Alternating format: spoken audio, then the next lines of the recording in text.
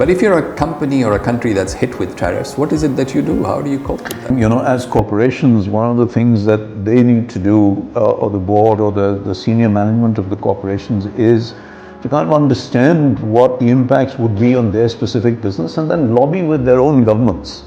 And to say that, here's how this is going to affect us. I mean, if it's perhaps textiles, for example, in Pakistan, and the US, for example, is the largest customer for our textile exports. Yes. So if their tariffs are going to go up, then our textile industry has to sit with the government and say, here's the impact we're facing, and here's what we would like you to be able to go to the US government and say, here's how we reciprocate and buy your stuff, or whatever it is.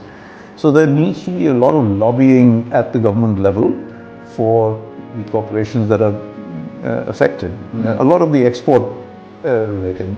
A lot of the corporations are actually not affected that much because the nature of their business is such that the tariff doesn't really matter much.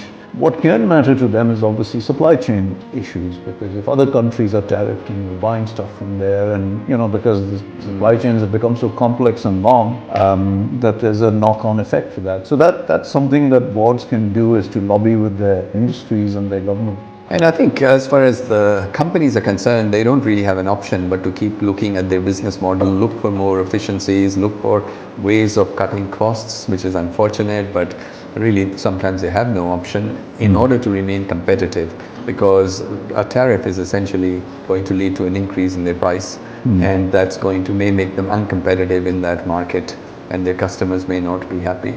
Some of the companies have found that they are at the wrong end of their contracts with their clients as well, that there is no provision for them to increase prices as a result. So one of the things I would suggest, if your company is going to be affected, is go back to the drawing board, look at the contracts and see whether you have that clause or not.